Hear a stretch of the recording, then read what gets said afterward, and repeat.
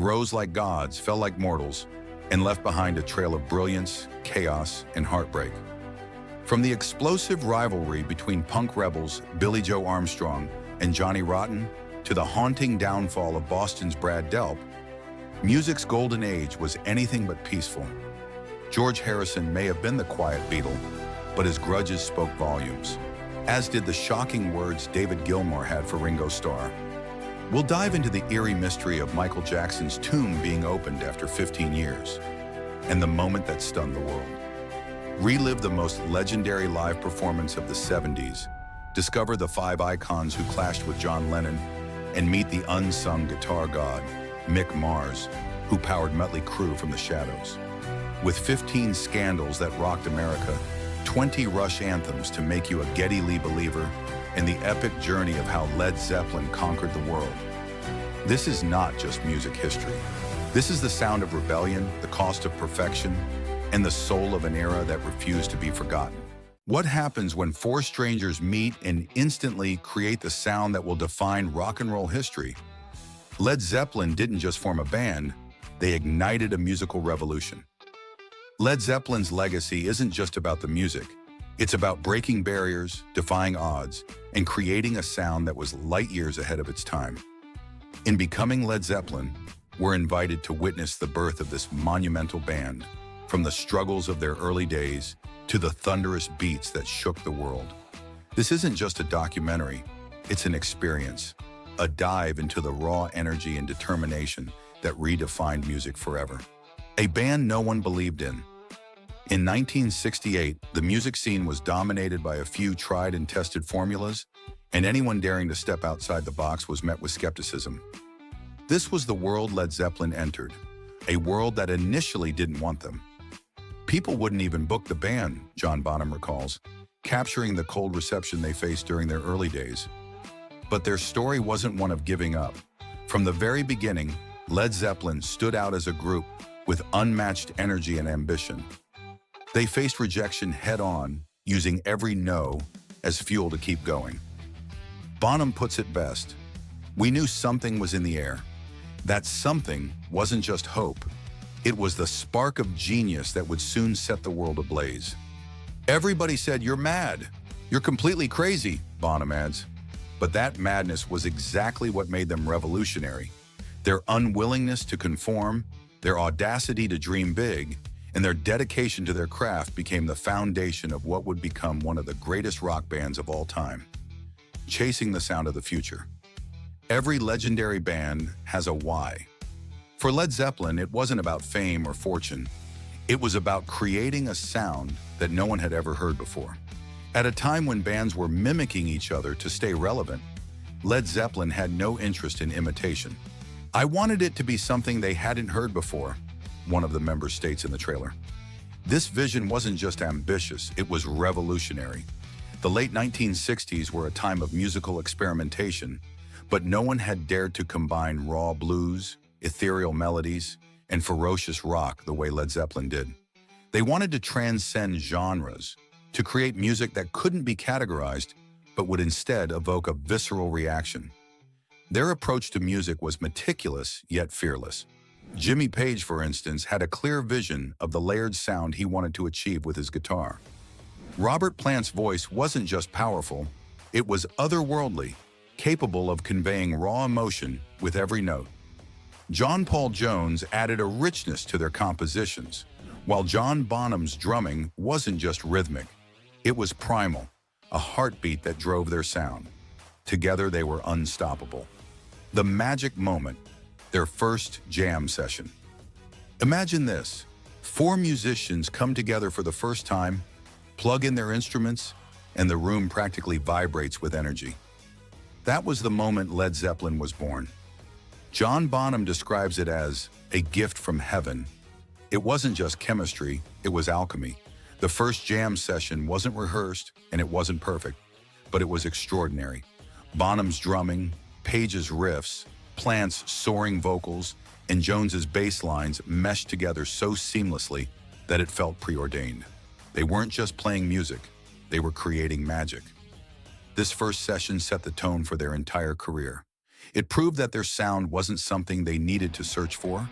It was already there, waiting to be unleashed, the song that set the world on fire.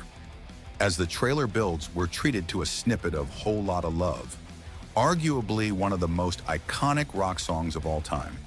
The gritty riff, the primal energy, the unapologetic intensity, it's everything Led Zeppelin stood for.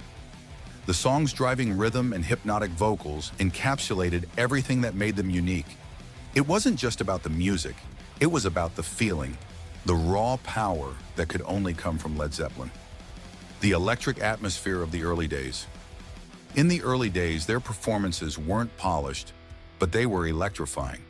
Every show was an explosion of energy, a celebration of their raw talent and determination. They weren't just playing songs, they were telling stories, creating moments that would be etched into the memories of everyone who witnessed them. The atmosphere wasn't just on stage, it was everywhere they went. Fans could feel the energy, the anticipation, the sense that something extraordinary was happening, and they weren't wrong. Why this documentary matters. Becoming Led Zeppelin isn't just a story about a band, it's a story about risk, creativity, and defiance. It's about four individuals who came together to challenge the norms and create something timeless. This documentary promises to take us back to where it all began, to show us the struggles, the triumphs, and the unrelenting passion that made Led Zeppelin a legend. Think you might have been the most anxious of the four to get out? I get that impression from reading about, maybe just to get out the tunes I had in 1965. Were you held down by the other fellas? Well, very subtly, yes. Maybe, Yeah. I wonder It was why. well because over the years, I had such just to get out the tunes I had in 1965. Were you held down by the other fellas? Well, very subtly, yes. There is a big shock about George Harrison, the so-called Quiet Beatle. While he was known for his spiritual outlook and deep appreciation for music, he was also brutally honest, sometimes to the point of outright dismissal. And unlike his former bandmates Paul McCartney and Ringo Starr, who often kept their critiques diplomatic, Harrison didn't shy away from calling out artists he didn't respect. You said at one stage that the Beatles were a curse as far as you were concerned. What you're saying is the same thing right now. It's a lot to deal with. And that's the thing, the Beatles sort of did haunt a lot of us for years, and still do. So who made the list of musicians George Harrison disliked the most? Let's dive into his most scathing critiques. 1. Neil Young. During a 1992 conversation with Bob Geldof, George Harrison did not hold back when discussing his opinion of Neil Young. When asked about Young's music, he responded with characteristic frankness, saying, "I hate it. Yeah, I can't stand it. I'm not a Young fan." His criticism didn't stop there. He went on to specifically call out Young's guitar playing, dismissing it as amateurish and unrefined. Harrison, who had performed alongside some of the greatest musicians in rock history, found Young's style baffling, even comical. He recounted an experience performing on the same bill as Young, describing a moment when he and Eric Clapton exchanged looks of disbelief during Young's guitar solo. "I hate his playing. It's good for a laugh. We did the show with him. I saw it from the other side of the stage and looked around. I looked at Eric Clapton and said, 'What's going on?' He did the solo in the middle. Then he kind of looked at me like, 'Don't look at me. It's not me.'" His reaction highlights just how bewildered he was by Young's approach to the guitar, which he seemed to consider chaotic and unskilled. One song that particularly drew Harrison's ire was Young's "Around the World." When asked about the song, he didn't sugarcoat his response, bluntly stating, "I can't stand it."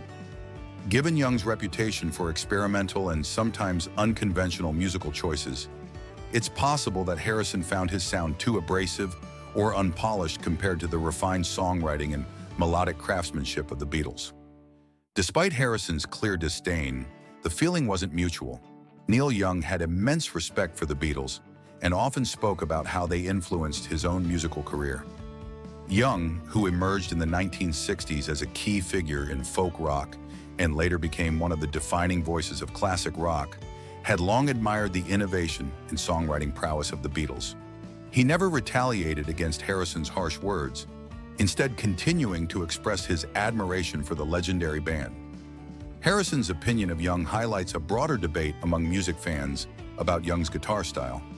Many critics and listeners have either loved or hated Young's playing, which is often described as raw, emotional, and heavily reliant on distortion.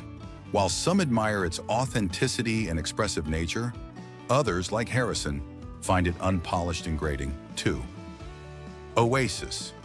Many musicians from the classic rock era have voiced their distaste for Oasis, but few criticisms were as cutting as those from George Harrison. As a former member of the Beatles, the band Oasis revered the most, Harrison's words carried significant weight. The Beatles were a defining influence on Noel Gallagher, Oasis's principal songwriter, who often spoke of his admiration for their music and legacy. However, admiration was not mutual. In 1996, Harrison dismissed Oasis with brutal honesty, delivering a critique that infuriated Liam Gallagher. At the time, Oasis was at the peak of their success, having released What's the Story Morning Glory, an album that catapulted them to international fame. They were widely hailed as the heirs to British rock, often compared to the Beatles due to their massive popularity, strong melodies, and the Gallagher brothers' outspoken attitudes. But Harrison, never one to hold back his true feelings, made it clear that he was unimpressed.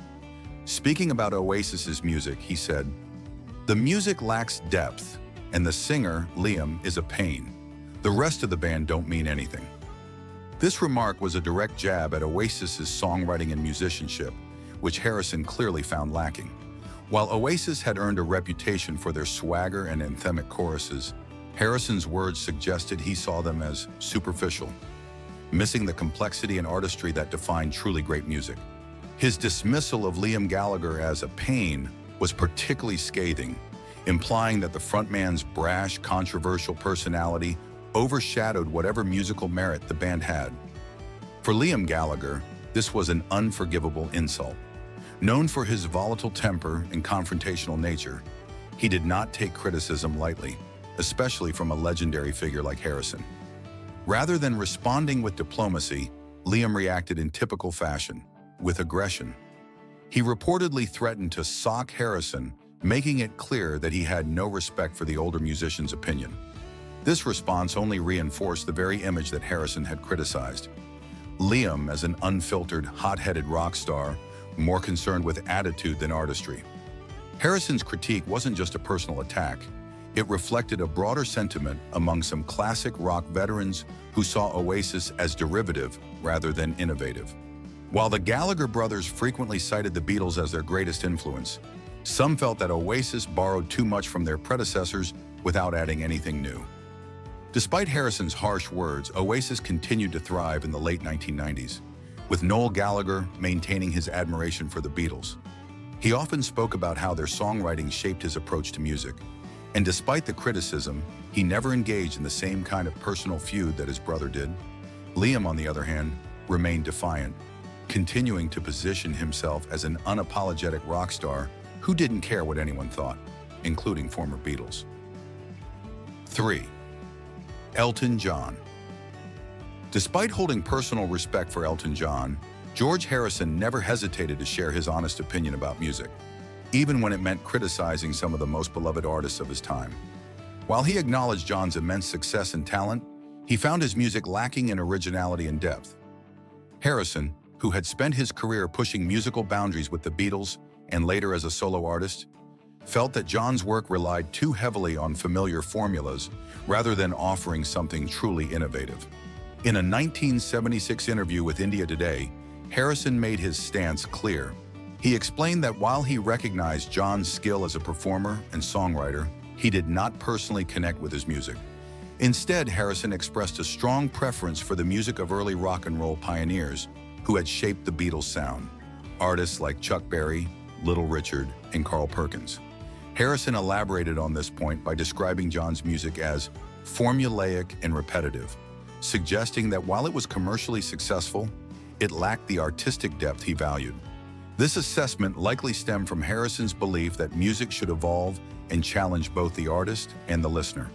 He had spent much of his career seeking spiritual and musical growth, incorporating Indian classical music, complex compositions, and deeply personal lyrics into his work.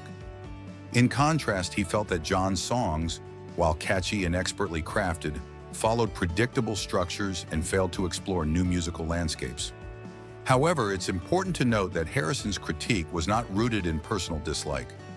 Unlike some musicians whom he openly dismissed, such as Neil Young or Oasis, Harrison maintained a level of respect for John as a person and as an entertainer. He simply did not find his music compelling. Despite this difference in musical taste, the two artists never engaged in a public feud. John, known for his thick skin and ability to brush off criticism, never seemed to take offense at Harrison's remarks. The Hollies. Despite the Beatles and the Hollies originating from the Merseyside area, their relationship was far from that of close musical allies. Instead of standing together as hometown heroes, their rivalry took on the intensity of two competing football teams. At the heart of this discord was the Hollies' 1965 cover of George Harrison's If I Needed Someone, a song originally written for Rubber Soul. Rather than feeling honored by the cover, Harrison took great offense, believing that the Hollies had fundamentally misunderstood and mishandled his song. The controversy began when the Hollies chose If I Needed Someone as their latest single, releasing it on the very same day Rubber Soul hit the shelves in December 1965. At the time, the Hollies were among Britain's most successful pop groups, known for their impeccable vocal harmonies and polished production style.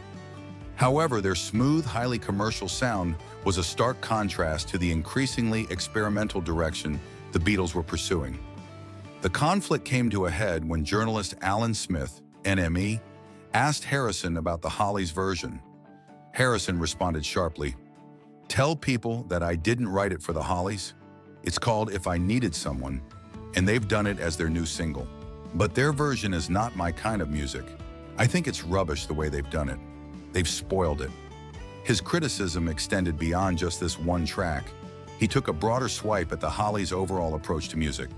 The Hollies are all right musically, but the way they do their records, they sound like session men who just got together in a studio without ever seeing each other. This was a particularly cutting remark, implying that the Hollies lacked the chemistry and authenticity that the Beatles had carefully cultivated.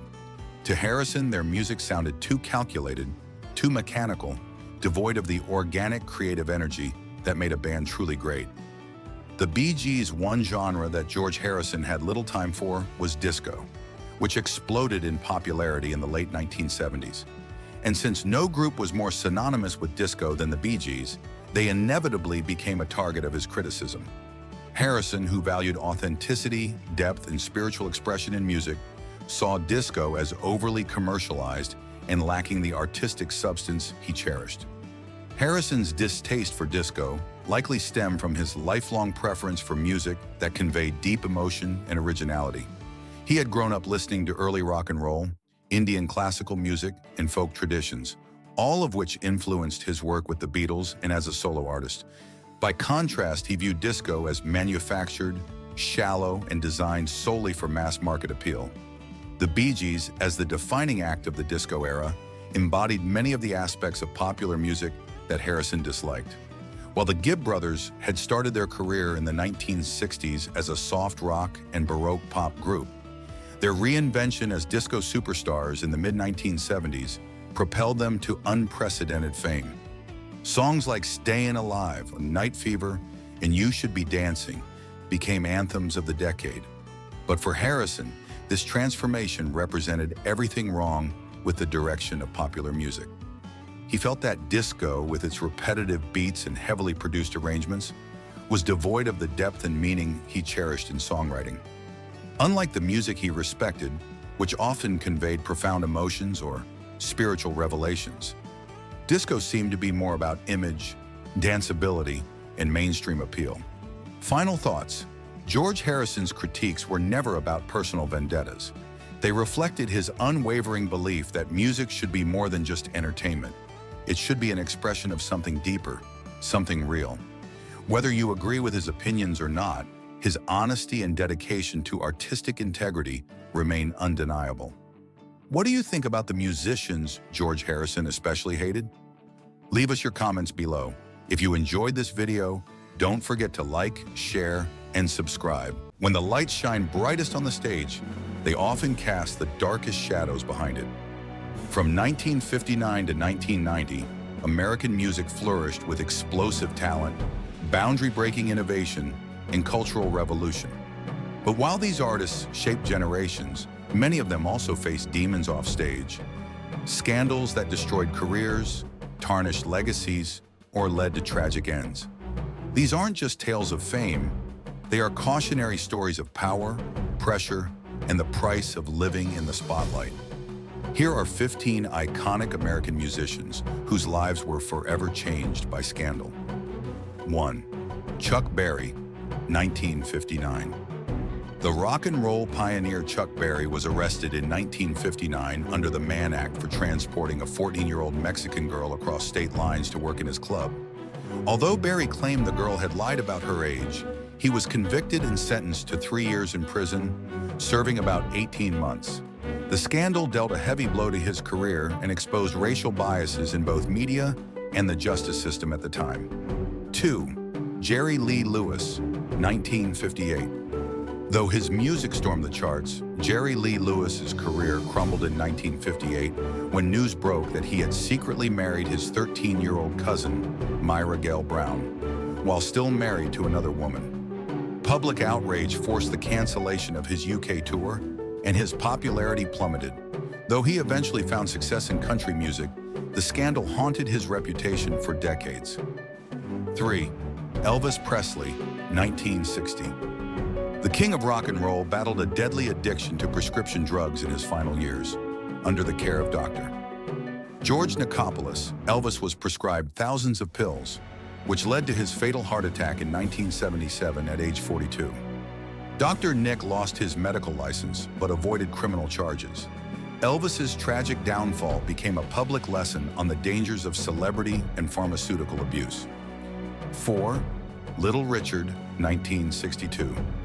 At the height of his fame, Little Richard abruptly quit rock and roll in 1962, claiming he had received a divine vision urging him to repent. He canceled his tour and became a preacher, leaving fans confused. Though he later returned to music in 1964, the spiritual detour disrupted his career momentum, revealing the internal conflicts faced by artists torn between faith and fame. 5. Jim Morrison, 1969. The charismatic frontman of The Doors was arrested in 1969 after allegedly exposing himself during a concert in Miami. He was found guilty of indecent exposure and profanity, sentenced to 6 months in jail and a $500 fine. While appealing the sentence, Morrison fled to Paris, where he died in 1971 of heart failure, likely due to an overdose. His case remains a symbol of artistic rebellion clashing with public decency laws. 6. Jimi Hendrix, 1969. In May 1969, Jimi Hendrix was arrested in Toronto for possession of heroin and hashish at the airport. Hendrix claimed the drugs were planted, and due to lack of concrete evidence, he was acquitted later that year. The incident increased scrutiny of rock stars and drugs, and though Hendrix avoided prison, he died of an overdose in 1970, just a year later. 7. Janis Joplin, 1970. Known for her powerful voice and free spirit, Janis Joplin struggled with heroin and alcohol addiction. On October 4, 1970, she was found dead in her hotel room from a heroin overdose at just 27 years old. Though no arrests were made, her death deepened concerns about drug culture in rock music and became part of the infamous 27 Club. 8. John Lennon, 1971. John Lennon's anti-war activism made him a target for the Nixon administration. In an effort to silence him, the U.S. government tried to deport Lennon, citing a past drug conviction. The FBI kept surveillance on him, and a lengthy legal battle ensued.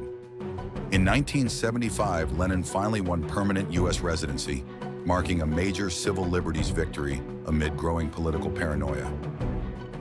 9. Frank Zappa, 1973. Zappa's controversial lyrics and outspoken nature drew the ire of authorities and moral conservatives. Some of his concerts were canceled, and he was monitored by the FBI. In 1985, Zappa famously testified before Congress against music censorship, PMRC, making him a key figure in the fight for artistic freedom and anti-censorship in American culture. 10. Marvin Gaye, 1976. During his bitter divorce, Marvin Gaye was forced to give all profits from his next album, Here My Dear, to his ex-wife. The album was a raw, confessional project detailing their breakup. At the same time, Gaye faced tax evasion troubles and moved to Europe to avoid the IRS. These personal and legal troubles caused a decline in his career until a brief comeback before his tragic death in 1984. 11. Ike Turner, 1976. Ike Turner's legacy was shattered when Tina Turner revealed years of domestic abuse in her 1986 autobiography. Ike had a well-known cocaine addiction and had been abusive for years. In 1989, he was arrested and sentenced to 4 years in prison for cocaine possession. His reputation never recovered, and he died in 2007, still viewed by many as an emblem of violence behind fame. 12th. Tina Turner, 1880s. While not the perpetrator of scandal, Tina Turner's revelation of abuse made headlines worldwide. Her escape and ultimate comeback, marked by the Private Dancer album in 1984, turned her into a symbol of survival and empowerment. Her story forever changed how abuse was talked about in public, especially in the entertainment industry. 13. Michael Jackson, late 1980s. Before the well-known 1993 allegations, rumors of inappropriate behavior around children began circulating in the late 1980s as Jackson became increasingly eccentric. His lavish lifestyle, cosmetic surgeries, and isolation raised eyebrows. Though no charges were filed during this period, the stage was set for the explosive controversies of the next decade. 14th Prince, 1987.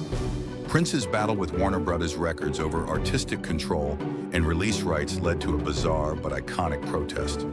He changed his name to an unpronounceable symbol and began appearing in public with the word slave written on his face. The dispute brought attention to artists' rights and corporate control in the music industry, marking him as both rebel and visionary. 15. Bob Dylan, 1965. Though not criminal, Dylan's scandal was cultural. In 1965, he betrayed folk purists by going electric, drawing boos and criticism. Later, his spiritual conversion to Christianity in the late 70s shocked his counterculture fans. Critics accused him of abandoning political causes, but Dylan insisted he was following his truth, showing that not all scandals come from crime, but from audience expectation versus personal evolution. These 15 icons taught us that fame is fragile. The truth is often hidden behind a smile, and even legends fall. Their stories are not just about scandal, they are about the cost of greatness and the human fragility behind the music we still love. Punk rock has always been about rebellion, but what happens when two of its biggest icons clash? In one corner, Green Day's Billie Joe Armstrong, the pop-punk pioneer who brought punk to the masses. In the other, Johnny Rotten of the Sex Pistols, the original punk provocateur. Their feud is a tale of generational divides, artistic differences, and a whole lot of attitude. Let's dive into the drama and uncover what sparked this punk rock showdown. The roots of the feud. The feud between Billie Joe Armstrong and Johnny Rotten, born John Lydon, is rooted in the evolution of punk rock. The Sex Pistols, with their raw, anarchic energy, defined the punk movement of the 1970s. Fast forward to the 1990s, and Green Day brought punk to a mainstream audience with catchy hooks and polished production. For Rotten, Green Day's success represented a betrayal of punk's DIY ethos. For Armstrong, Rotten's criticism felt like gatekeeping from a bygone era. Johnny Rotten's criticism of Green Day. The feud began in the mid-1990s when Green Day skyrocketed to fame with their album Dookie. Johnny Rotten didn't hold back his disdain, calling Green Day plonk, a play on the word punk, and accusing them of commercializing the genre. In interviews, Rotten dismissed Green Day as a watered-down version of punk, claiming they lacked the authenticity and rebellion that defined the Sex Pistols. His comments didn't sit well with Billie Joe Armstrong, who saw Green Day's success as a way to keep punk alive for a new generation. Billie Joe's response defending Green Day's legacy, Billie Joe Armstrong didn't take Rotten's criticism lying down. In interviews, he fired back, calling Rotten a whiner and accusing him of being stuck in the past. Armstrong argued that punk wasn't about following a set of rules. It was about self-expression and challenging the status quo. He pointed out that Green Day's music had inspired countless kids to pick up guitars and start bands, keeping the spirit of punk alive in a new era. The clash of ideologies. At its core, the feud is a clash of ideologies. For Johnny Rotten, punk was about rebellion, anarchy, and sticking it to the establishment. He saw Green Day's mainstream success as a betrayal of those values. For Billie Joe Armstrong, punk was about inclusivity and evolution. He believed that punk could adapt and thrive in different forms, reaching new audiences without losing its edge. This fundamental disagreement fueled the tension between the two icons, public spats and memorable moments. The feud played out in the media, with both artists taking shots at each other over the years. In one memorable moment, Rotten called Green Day the Spice Girls of punk, while Armstrong quipped that Rotten was bitter and irrelevant. Despite the barbs, both artists have also expressed a begrudging respect for each other's contributions to music. Rotten has acknowledged Green Day's influence, while Armstrong has praised the Sex Pistols for paving the way for bands like his. Two sides of the punk coin. While the feud between Billie Joe Armstrong and Johnny Rotten may never be fully resolved, it highlights the diversity and complexity of punk rock. The Sex Pistols and Green Day represent two different eras of the genre, each with its own values and contributions. Together, they remind us that punk isn't about conformity. It's about challenging norms, sparking debates, and staying true to yourself. Conclusion: punk's enduring spirit. The feud between Billie Joe Armstrong and Johnny Rotten is more than just a war of words. It's a reflection of punk's enduring spirit. Whether you side with the raw rebellion of the Sex Pistols or the pop-punk anthems of Green Day, one thing is clear: punk rock is alive and well, thanks to the passion and creativity of artists like these. And that's the story of one of punk rock's most iconic feuds. If you enjoyed this dive into the drama between Billie Joe Armstrong and Johnny Rotten, don't forget to like, share, and let us know in the comments whose side you're on. Boston skyrocketed to fame as one of the best-selling rock bands in history, with their self-titled debut album achieving over 17 million sales in the United States. Yet, behind the bright lights and roaring crowds, dark and intense pressures loomed over the band, ultimately leading to the tragic suicide of lead singer Brad Delp. The mastermind behind Boston, Tom Scholz, was a perfectionist whose exacting standards influenced both their rise and their struggles. This is the story of Boston's poignant journey and the hidden turmoil that haunted their greatest achievements. Formation and early years, 1969 to 1975. Boston's story begins in 1969, when Tom Scholz, then a student at MIT, first dabbled in composing music,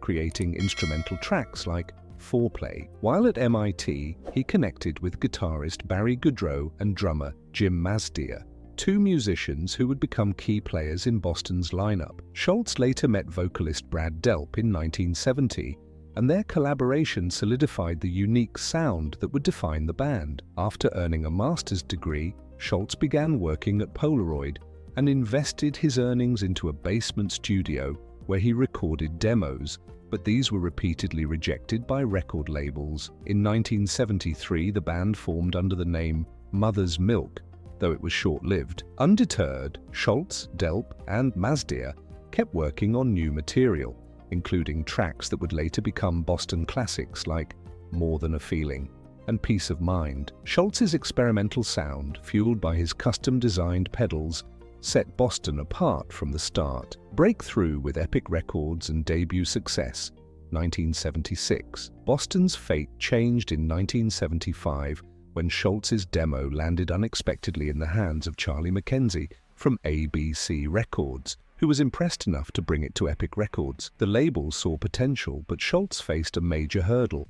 He didn't have a fully assembled band to perform live. In a scramble, Scholz gathered local musicians, including Delp, to put on a showcase that secured Boston a massive 10-album deal with Epic Records. Scholz resisted the label's push to re-record demos in Los Angeles, instead cleverly negotiating to refine them in his basement studio in Boston. The resulting album, Boston, 1976, was an overwhelming success, launching the band into the spotlight with over 17 million copies sold. Struggles with perfectionism and pressure from record labels. After the debut, Epic Records was eager for a follow-up, but Scholz's perfectionism clashed with the label's timeline. Despite feeling unprepared, Scholz reluctantly agreed to record their second album, Don't Look Back, 1978, which, though rushed by Scholz's standards, still hit #1 on the charts. Scholz, however, grew increasingly disillusioned by the industry's pressures, almost walking away from music altogether due to the strain of rushed production and relentless touring demands, legal battles, and band turmoil. As Scholz tried to regain control over his music, he fired his manager, discovering that he had been claiming a share of royalties for years. This led to a series of lawsuits, and the friction within the band worsened. Guitarist Barry Goudreau left to pursue a solo career, leading to further conflicts with Epic Records. When Scholz delayed releasing their third album, Epic CBS retaliated by withholding royalties, sparking another prolonged legal battle. Scholz finally won, but the grueling process slowed the band's momentum and added to the internal strain. Brad Delp's departure and later albums. Amid these battles, Brad Delp briefly left Boston and teamed up with Goudreau for a new project. Scholz recruited vocalist Fran Cosmo to fill in, and in 1994, Boston released Walk On, which included tracks reminiscent of their earlier work and achieved platinum status. Delp eventually returned, creating a unique dynamic where he and Cosmo shared vocal duties. Yet Scholz's dissatisfaction with record label support led to yet another lawsuit, this time against Artemis Records, adding to the band's history of legal struggles. Brad Delp's tragic passing, 2007. In 2007, tragedy struck when Brad Delp was found dead in his home from suicide. The shocking news devastated fans and bandmates alike. Delp left notes and took careful steps in a heartbreaking decision to end his life alone. His passing left a profound void in Boston, with his last performance having taken place just months prior. The band honored him with a tribute concert, celebrating his life and Boston's music legacy. Conclusion: while Tom Scholz has continued to perform under the Boston name, fans haven't seen new material from the band as of 2023. Despite the challenges and loss, Boston's music endures, beloved for its rock anthems and the unforgettable voice of Brad Delp. Their story is a powerful reminder of the hidden struggles behind musical success and the toll fame can take on even the most talented and determined artists.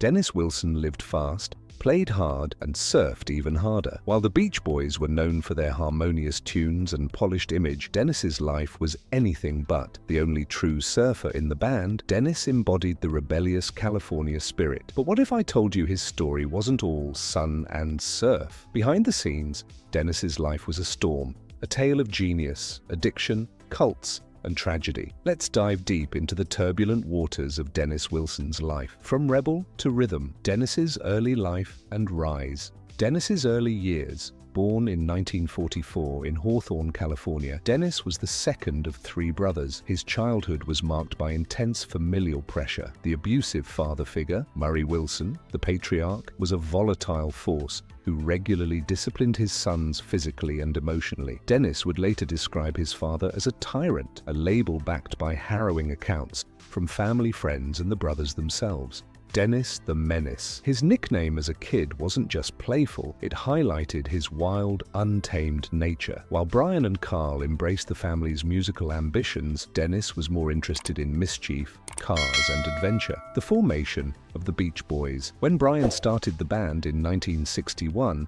it was their mother, Audrey, who insisted Dennis join. Initially, Dennis had little interest in music, but reluctantly took up the drums. The surfer image, the band's early hits like Surfin' and Surfin' Safari, capitalized on California's surf culture. But ironically, Dennis was the only Beach Boy who could actually surf. Quick ascent to fame. By the mid-60s, the Beach Boys were dominating charts worldwide. Dennis wasn't just a drummer, he added a charismatic, rugged edge to the band's image. However, fame came with its own set of challenges. The shadows behind the spotlight. Dennis's personal struggles began to surface.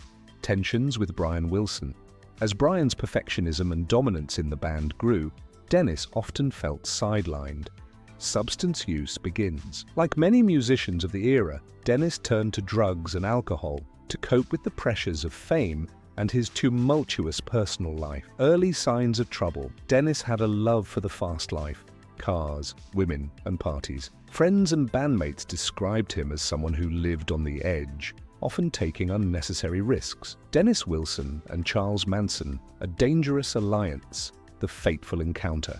In the summer of 1968, Dennis picked up two hitchhikers, members of Charles Manson's family. What started as a casual encounter turned into one of the most infamous connections in music history. Inviting Manson into his home, Dennis allowed Manson and his followers to stay at his house.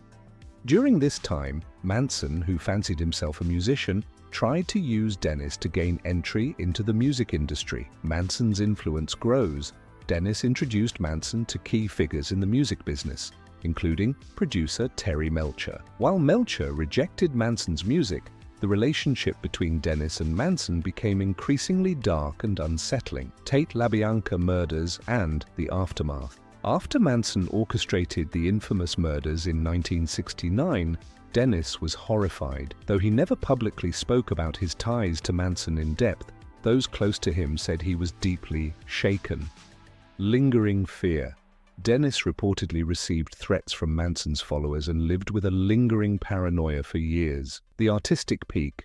Dennis Wilson as a songwriter. Emergence of his unique voice. Dennis's first significant contributions as a songwriter came in the late 60s with tracks like Little Bird and Be Still. These songs revealed a deeply emotional, introspective side. Pacific Ocean Blue. In 1977, Dennis released Pacific Ocean Blue, his first and only solo album. It was a departure from the Beach Boys' sound, filled with raw emotion and complex arrangements. Critics hailed it as a masterpiece, though its commercial success was modest. Cult following. Over the years, the album has grown in stature, with many considering it one of the greatest solo projects by a Beach Boy. Unreleased projects. Dennis began working on a follow-up album, Bamboo, but it was never completed due to financial and personal issues. Tracks from these sessions would later be released posthumously, offering further glimpses into his creative genius. The downward spiral. Addiction and alienation. Struggles intensify in the late 70s and early 80s. Substance abuse. Dennis's dependence on alcohol and drugs worsened, affecting his health and his relationships within the band. Exile from the Beach Boys. In the early 80s, his erratic behavior led to tensions within the group. At one point, he was banned from performing with the band unless he sought treatment. Personal life in disarray. Dennis had multiple marriages, all of which ended in turmoil. His relationship with Shawn Love, the daughter of bandmate Mike Love, was particularly controversial.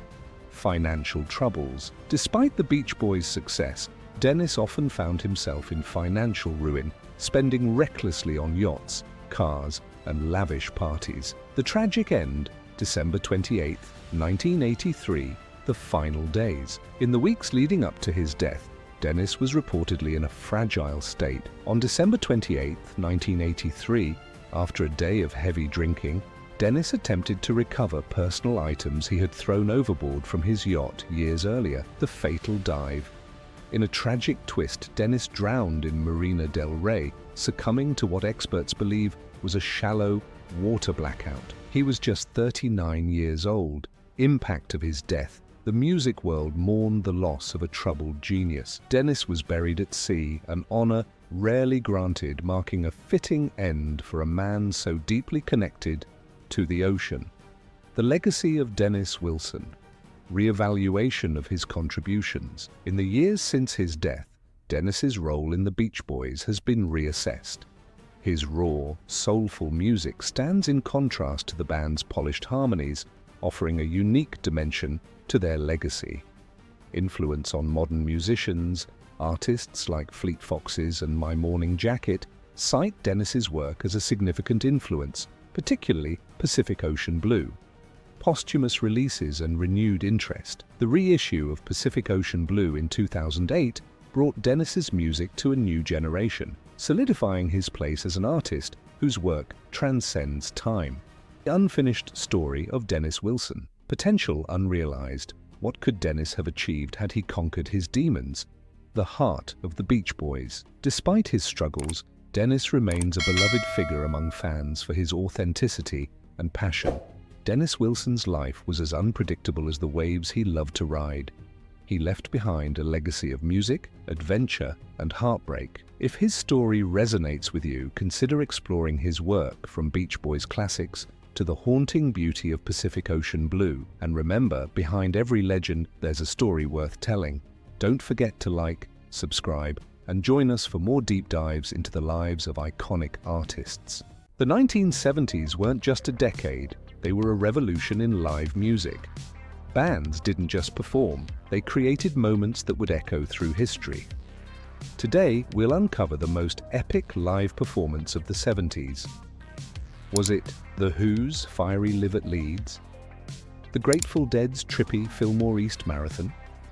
Lynyrd Skynyrd's Southern rock domination at Nebworth? Or Bruce Springsteen's unforgettable night at the Roxy? Stick around, we're diving into legends. The Who, Live at Leeds, 1970. First, let's head to Leeds University in February 1970, where The Who set the standard for live rock. Their Live at Leeds album didn't just capture a performance, it captured a storm.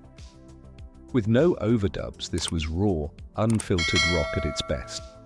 Imagine the thunderous drums of Keith Moon, chaotic yet perfect. Pete Townshend's guitar solos cutting through the crowd like a razor. Roger Daltrey's vocals, pure power.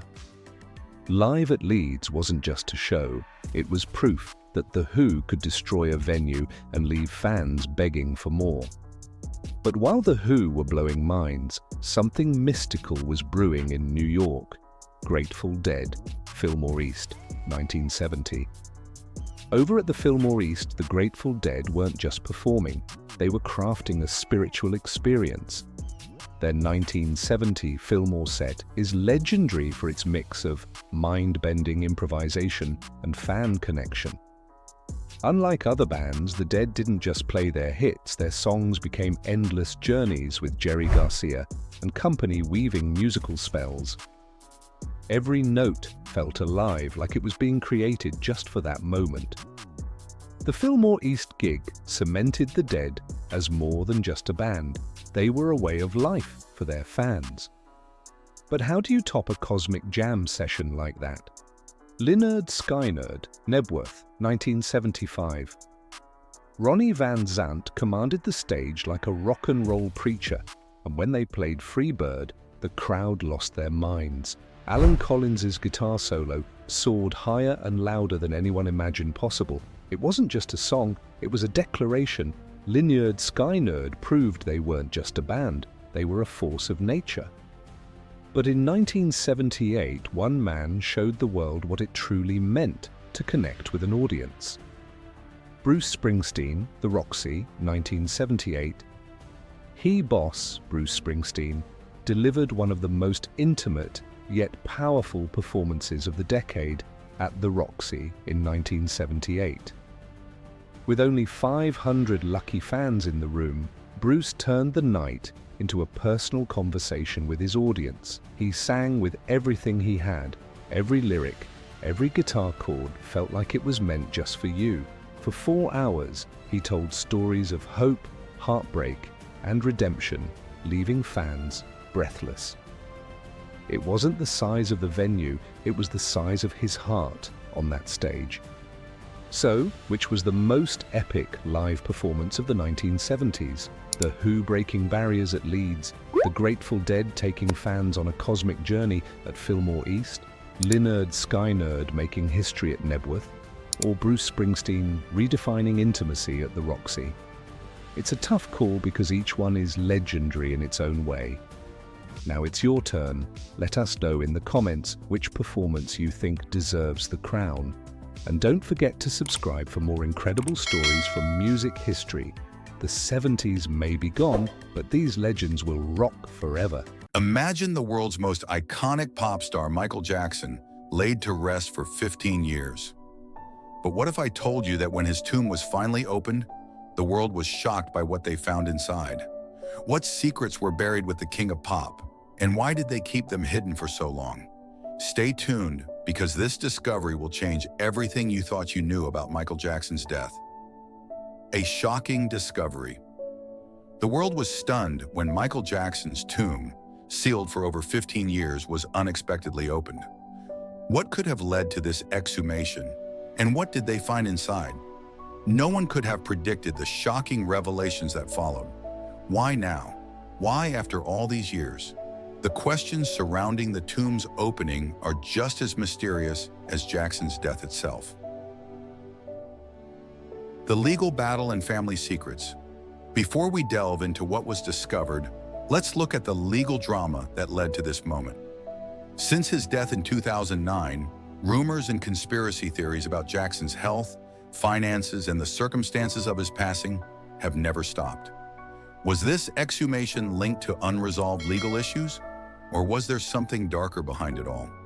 Sources close to the Jackson family revealed that the details surrounding Michael's final resting place were far from transparent. What were they hiding, and why? What they found inside. A chilling discovery. Forensic experts who participated in the exhumation reported startling findings. The condition of Jackson's body raised questions. There were markings that had never been disclosed. Was this evidence of foul play, or did it reveal something about Jackson's final days that we didn't know? The experts were left speechless. One source from Los Angeles Times commented, "This changes everything we thought we knew about his death." Health struggles and unanswered questions. Michael's health had always been a mystery, and the exhumation only deepened the intrigue. Rumors about his use of prescription drugs, his skin condition, and plastic surgery were well known. But could the condition of his body provide new clues about his health struggles? Why wasn't the world told about these details sooner? Could this be part of a cover-up? The mysterious object found. But the most shocking discovery wasn't about his body. It was what was found alongside him, a mysterious object placed carefully in his coffin. What could it be, and why was it there? Sources from the investigation described the object as unlike anything they had ever encountered. Some believe it's connected to Michael's personal life, while others think it might be a key to unlocking even deeper secrets. The impact on his legacy. How will these revelations affect Michael Jackson's legacy? Will they overshadow his music and influence? Or will they add to the already intense myths surrounding his life? One music historian said, "This could change everything we know about Michael Jackson, both as an artist and a person." The family's reaction. The Jackson family has been tight-lipped about the exhumation, but a source close to the family claimed they were blindsided by the decision. Could this reveal something about their involvement in the mysterious circumstances surrounding Michael's death? What do they know that we don't? And why did they keep the truth hidden for so long? Theories and speculations. As fans around the world react, one question looms. Could Michael Jackson have faked his death? For years, conspiracy theorists have claimed he might still be alive.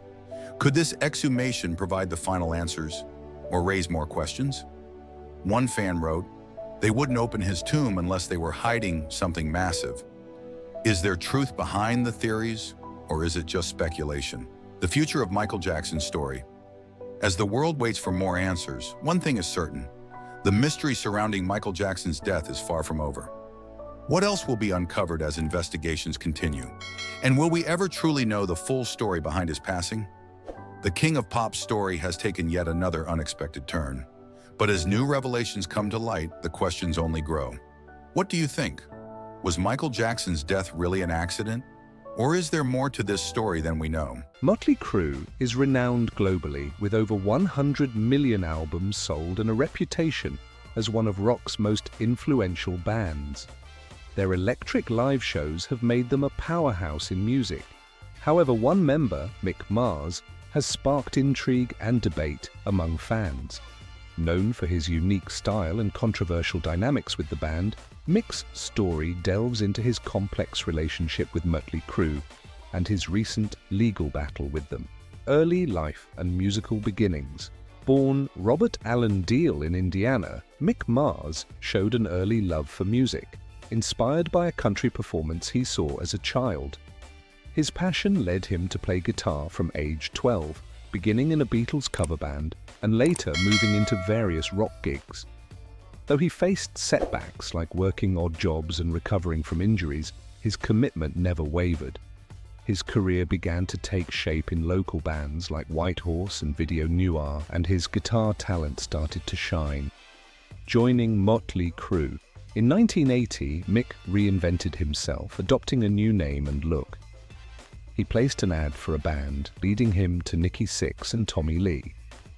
The group that would become Mötley Crüe formed, and Mick's gritty, raw guitar style helped define the band's iconic sound and image.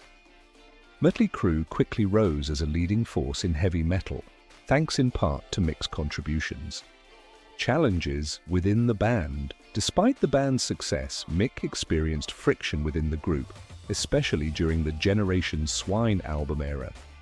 His relationship with members like Nikki Sixx became strained as they began to sideline him, even using other guitarists to record his parts without full acknowledgement. He also dealt with struggles in his personal life, which affected his involvement and position within Mötley Crüe. Mick's unique style and criticisms. Known for his unique guitar technique with heavy distortion, Mick's style has become iconic in rock music. However, it's also sparked mixed reactions. Some fans see his solos as overindulgent, and his reserved personality has made him appear distant compared to the band's wild image. His recognizable look, complete with long hair, top hat, and sunglasses, has added to his mystique, but has also led some to view his style as dated. Retirement and legal dispute. In 2022, Mick announced he would no longer tour with Mötley Crüe, and the band soon confirmed that John Five would replace him. By April 2023, things took a serious turn as Mick filed a lawsuit, alleging the band was pushing him out. This legal dispute brought underlying issues to the surface, with Mick stating that he had been integral to Mötley Crüe's start and their continued success. The dispute ended with a settlement allowing Mick a share in the band's tour proceeds. Solo career and future plans. In early 2023, Mick turned his focus toward his solo career, announcing an album, The Other Side of Mars, set for release in 2024. This project, produced by Corey Marks, leans heavily into blues rock, drawing inspiration from legends like Eric Clapton and Jimi Hendrix. It marks a new chapter in Mick's life, showcasing his creativity and determination to continue making music outside of Mötley Crüe. Contributions. Beyond Mötley Crüe, Mick has lent his talents to a range of musical projects, collaborating with artists in diverse genres and leaving his mark on the industry. He has written songs, contributed to albums for bands like Papa Roach, and even appeared in music videos, maintaining his presence in rock music and showing his versatility as a musician. Conclusion. Mick Mars' journey in rock music is not just about being Mötley Crüe's lead guitarist. It's a testament to his resilience, creativity, and enduring influence on rock. As fans await his solo album, his legacy continues to grow, proving that his love for music extends beyond any one band. For fans of rock history, Mick's story is an inspiring look at a rock star who stayed true to his passion against the odds. David Gilmour, the legendary Pink Floyd guitarist, is known for his calm and measured demeanor, a stark contrast to the fiery tensions often associated with the rock and roll world. So when Gilmour breaks his silence and openly critiques Ringo Starr, the world listens. Today, Gilmour's revelations have sent shockwaves through the music industry, shedding light on an unexpected rift between two iconic musicians. But this isn't just a story of professional differences. It's a deep dive into Starr's troubled relationships, personal struggles, and the unseen fractures behind the world's most beloved drummer. Think about it. Two titans of rock. One, a master of melodic guitar solos. The other, the backbone of the Beatles' iconic rhythm. On paper, they seem destined to complement each other. Yet, according to Gilmour, their interactions were far from harmonious. Their paths crossed several times, at charity events, award shows, and occasional jam sessions with mutual friends. However, Gilmour paints a picture of Starr as aloof, difficult to work with, and dismissive of those outside the Beatles' immediate circle. The root of their friction reportedly stems from a failed collaboration. Gilmour alleges that Starr dismissed his ideas without giving them proper consideration, brushing him off in a way that felt personal rather than professional. To Gilmour, it seems Starr was unwilling to step out of the Beatles' shadow, clinging to the past instead of embracing fresh artistic opportunities. What could have been an exciting partnership between two legends became a missed opportunity, marred by egos and miscommunication. But Gilmour's story isn't an isolated incident. Over the years, Starr has clashed with several figures in the music industry. His laid-back public persona occasionally betrayed a more combative nature behind closed doors.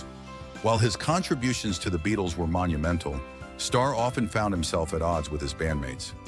During the tumultuous recording of the White Album in 1968, Starr famously walked out on the band for 2 weeks, citing the toxic atmosphere in the studio. His relationship with Paul McCartney was particularly strained during the late 1960s. McCartney, a perfectionist to his core, was known for painstakingly directing Starr's drum takes, often pushing for retakes that Starr felt were unnecessary. Frustrated and humiliated, Starr declared he wasn't needed and left the studio. While he eventually returned, the cracks in their relationship were evident, foreshadowing the eventual dissolution of the Beatles. The end of the Beatles marked the close of one chapter in Ringo Starr's life and the beginning of another, fraught with its own challenges. Outside the band's protective cocoon, Starr struggled to carve out an identity in a post-Beatles world. Though still adored by fans, admiration often came with dismissive undertones that stung more than outright criticism. One of Starr's most notable tensions was with George Martin, the legendary producer often credited with shaping the Beatles' groundbreaking sound. While Starr respected Martin's technical expertise, he couldn't shake the feeling that his contributions were undervalued. Time and again, Martin deferred to McCartney and Lennon for creative input, sidelining Starr's ideas. To Starr, it wasn't just professional, it was deeply personal, a reminder of his place in the hierarchy, a place he longed to transcend but could never escape. This feeling of being overlooked extended beyond Martin. Starr's interactions with the press revealed his sensitivity to how the world perceived him. Journalists eager to delve into Beatles lore often framed Starr as just the drummer, downplaying his contributions. In the early 1980s, an interview question about McCartney and Lennon's post-Beatles success struck a raw nerve.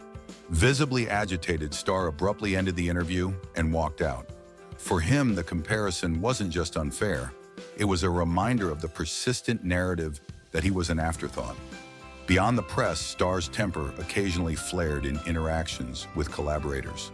Moments of frustration led to creative tensions, as Starr struggled to assert himself in a world that seemed intent on defining him by his past. His battles weren't just external, they raged within himself. By the 1970s, the man who had once kept time for the world's most famous band was now struggling to maintain control over his own life. Starr's dependency on alcohol grew during this period. At first, his drinking seemed like a social indulgence, but it soon became clear that he was using it to numb deeper pains. Friends who had once celebrated his brightest moments now found themselves pushed away by his erratic behavior and mood swings. The impact on his personal relationships was devastating. His marriage to Maureen Cox, which had survived the pressures of Beatlemania, began to fracture under the weight of his drinking and infidelity. By the time their marriage ended in 1975, the rift between them was irreparable. Publicly, Starr tried to maintain the facade of a carefree rock star, but privately, he was spiraling. Moments of public embarrassment, slurred words in interviews, missed opportunities due to hangovers, began to tarnish his reputation. The camaraderie he had once shared with his Beatles bandmates was gone, leaving him isolated and vulnerable. While he eventually found stability with his second wife, Barbara Bach, the scars from this period lingered. David Gilmour's critique casts a shadow over Starr's legacy, challenging the public's perception of him as the unshakable optimist. Instead, it reveals a man marked by moments of dissonance, both personal and professional. Starr's journey is a testament to resilience. His achievements, undeniable and far-reaching, stand as reminders of his ability to rise above challenges. Ringo Starr's legacy is not one of unblemished greatness, but of perseverance. A life defined by triumphs and the shadows that lingered between the beats, his story adds depth to the Beatles' mythology. For all his charm and humor, Starr's struggles remind us that even the most celebrated lives are far from perfect. Yet through it all, he remains a symbol of enduring rhythm, steady, flawed, and human. How does a band redefine rock music, conquer progressive rock, and craft songs that still resonate decades later? Rush did just that. From sci-fi epics to heartfelt anthems, these are the top 20 songs that turned Rush into legends. Number 1. Tom Sawyer, 1981. A Monday warrior, mean stride. Today's Tom Sawyer, mean pride. A rebellious anthem that showcases Rush's genius in blending synthesizers, deep lyrics, and explosive guitar riffs. It's the band's most iconic track and a staple of rock radio. Quiet defense, writing out the day's events. Number 2. The Spirit of Radio, 1980. Begin the day with a friendly voice, a companion unobtrusive. With its blend of reggae rhythms and progressive rock, this track celebrates the freedom and purity of music while critiquing commercialization. Up on your way, hit the open road. There is magic at your fingers. Number 3. 2112, Overture, Sure Temples of Syrinx, 1976.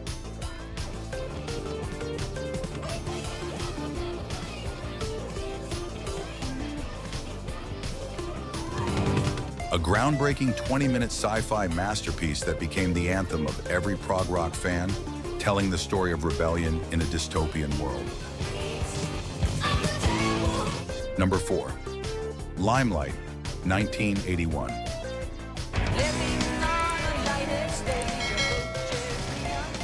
This deeply personal song explores Neil Peart's discomfort with fame, paired with Alex Lifeson's unforgettable guitar solo.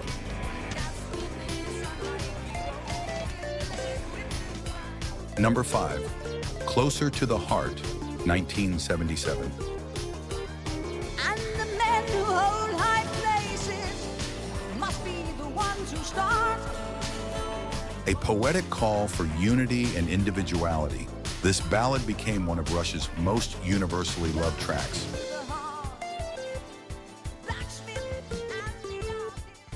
Number 6. Free Will, 1980.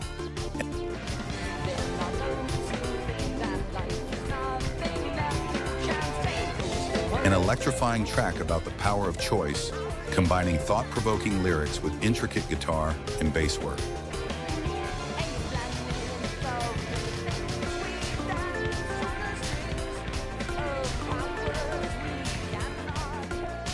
Number 7. Subdivisions, 1982.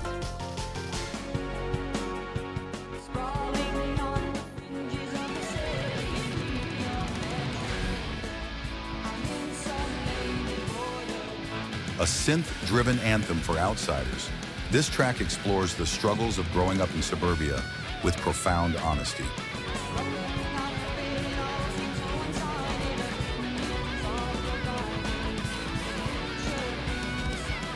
Number 8, YYZ, 1981.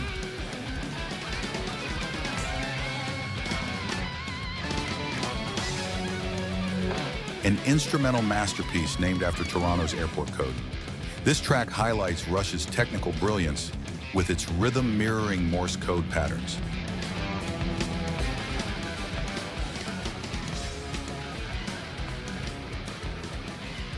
Number 9, Red Barchetta, 1981. Untold has a country place no one knows about. A thrilling narrative about a forbidden car ride in a dystopian world. The vivid storytelling and dynamic music make it a fan favorite.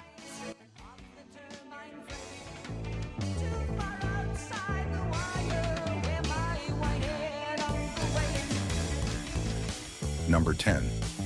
La Via Strangiato, 1978.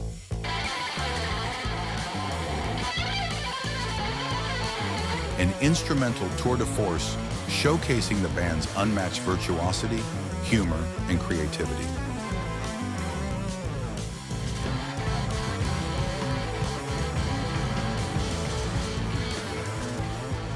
Number 11. Xanadu, 1977.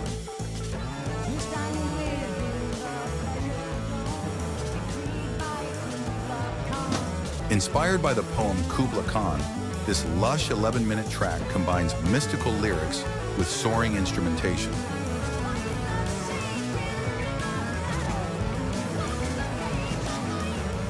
Number 12. The Trees, 1978.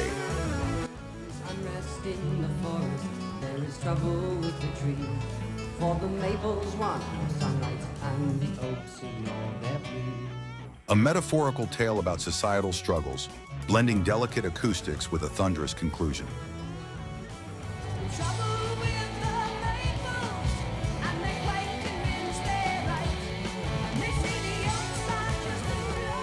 Number 13, Working Man, 1974.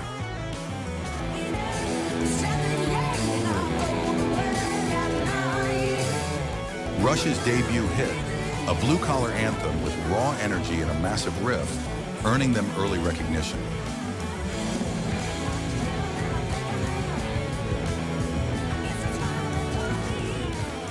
Number 14, Fly By Night, 1975.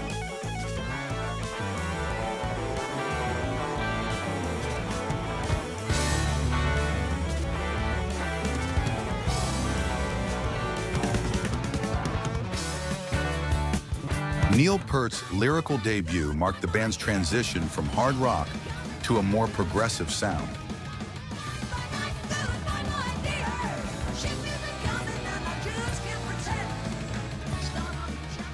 Number 15, Distant Early Warning, 1984. Rain comes rising across the cities of the plain. There's no swimming in the heavy waters. A Cold War-inspired track that captures the fears of its era, wrapped in lush synths and an urgent tone. Hard to stay together, passing through revolving doors. We need someone to talk to and someone to sweep the floor. Number 16, Time Stands Still, 1987. Turn my back to the wind to catch my breath before I start off again. A reflective song urging listeners to savor the present. Amy Mann's backing vocals add a haunting beauty to this nostalgic tune. I let my skin get too thin. I'd like to part no matter where. Number 17, Roll the Bones, 1991. You can stick like clay. Good work is the key to good fortune. A bold track that blends philosophical musings with unconventional rap elements, proving Rush's willingness to experiment. Take that game, and sometimes the winner takes nothing.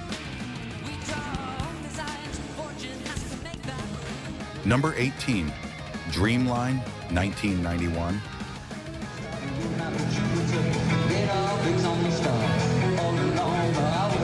A powerful anthem about the fleeting nature of life and the endless pursuit of dreams, driven by Geddy Lee's soaring vocals.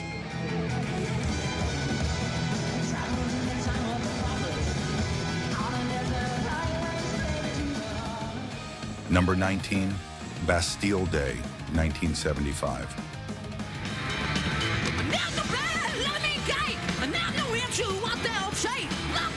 A high-energy track inspired by the French Revolution, with lyrics about liberty and Lifeson's fiery guitar work.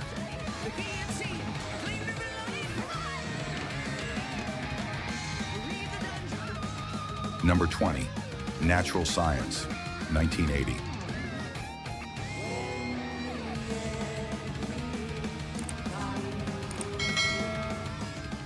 A sweeping epic that delves into humanity's relationship with nature and technology, showcasing the band's progressive rock roots.